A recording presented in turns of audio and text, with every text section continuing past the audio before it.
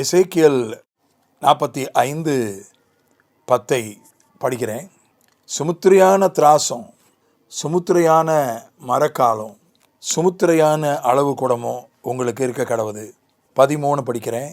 எசேக்கியேல் 45 நீங்கள் செலுத்த வேண்டிய காணிக்கையாவது, ஒரு கலம் கோதுமையில் ஒரு மரக்காலில் 1/6 பங்கையும், ஒரு கலம் வார்கோதுமையில் ஒரு மரக்காலில் 1/6 பங்கையும் செலுத்த கடவர்கள், படைக்க கடவர்கள்.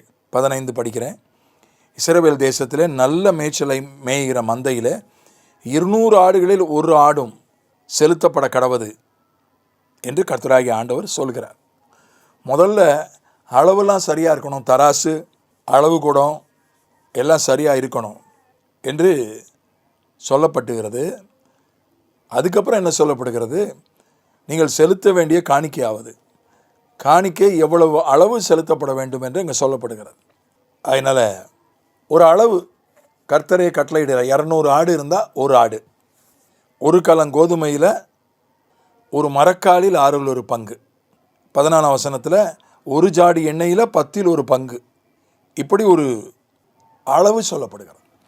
காணிக்கைக்கு அளவு முக்கியம்.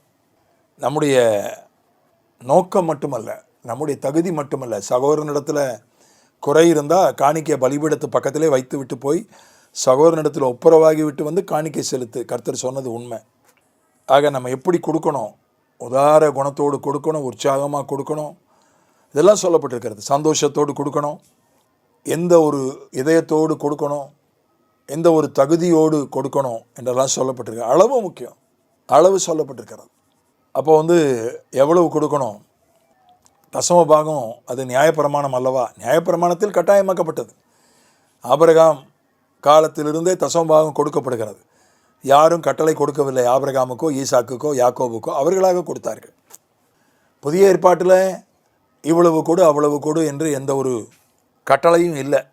ஆனால் உற்சாகமாக கொடு, சந்தோஷமாக கொடு, உதார குணத்தோடு கொடு என்று சொல்லப்பட்டிருக்கிறது. முன்மாதிரிகள் இருக்கிறது.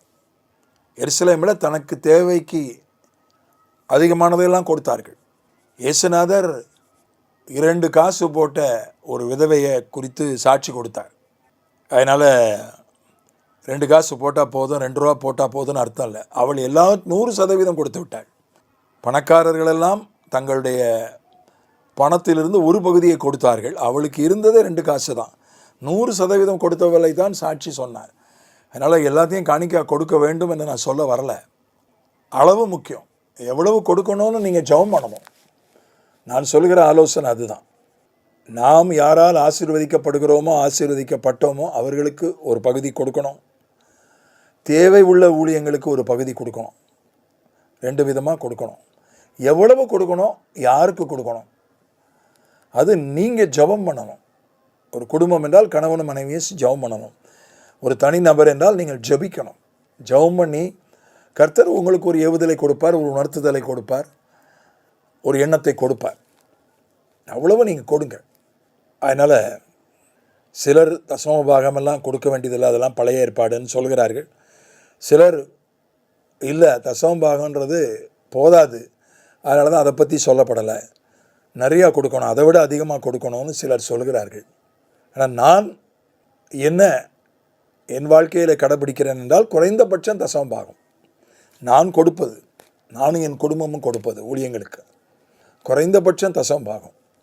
அதுக்கு மேலே எவ்வளவு கொடுக்க முடியுமோ அவ்வளவு கொடுப்பது என்று தான் நாங்கள் கடைபிடிக்கிறோம்.